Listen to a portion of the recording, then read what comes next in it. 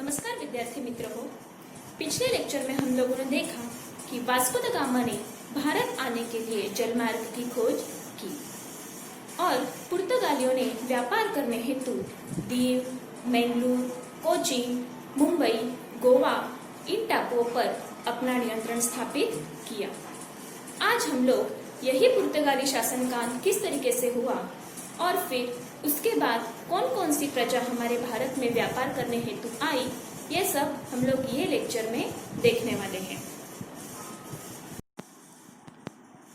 अभी आज हम पढ़ेंगे पुर्तगाली शासन का अंत।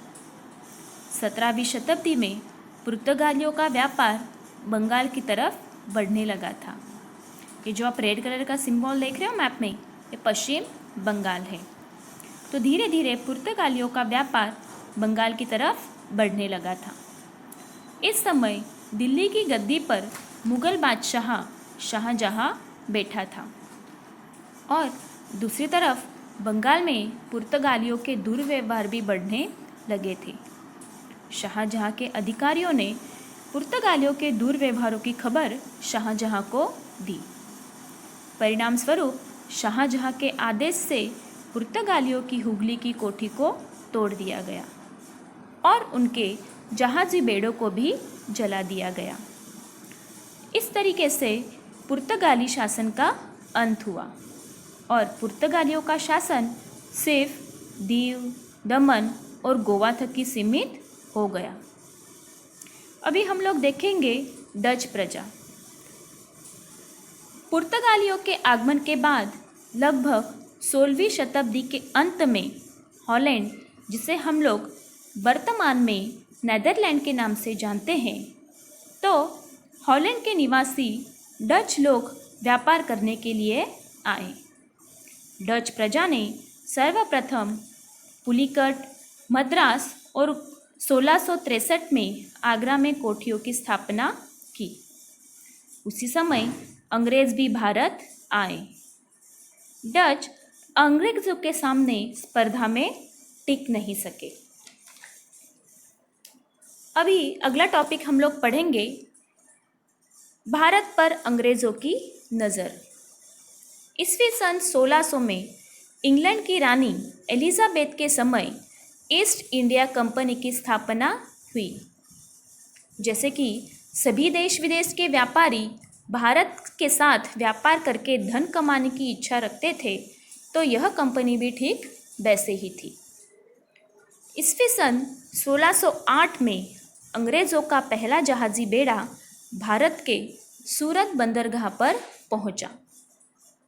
भारत के धरती पर पैर रखने वाला प्रथम अंग्रेज हॉकिंस इस जहाजी बेड़े का कप्तान था। हॉकिंस जहांगीर से मिला, परंतु उसे व्यापार करने की अनुमति प्राप्त नहीं हुई। उसके बाद आने वाला सर थॉमस रॉ ने जहांगीर से मिला और फिर उसने व्यापार करने की अनुमति प्राप्त कर ली। उसके बाद दिल्ली की गद्दी पर शाहजहां बैठा। शाहजहां ने अंग्रेज़ों को बंगाल में व्यापार करने की अनुमति प्रदान की। इसके बाद हम लोग देखेंगे फ्रांसीसी प्रजा। फ्रांसीसी प्रजा ने 1664 में फ्रांसीसियों ने फ्रेंच ईस्ट इंडिया नाम की कंपनी की स्थापना की।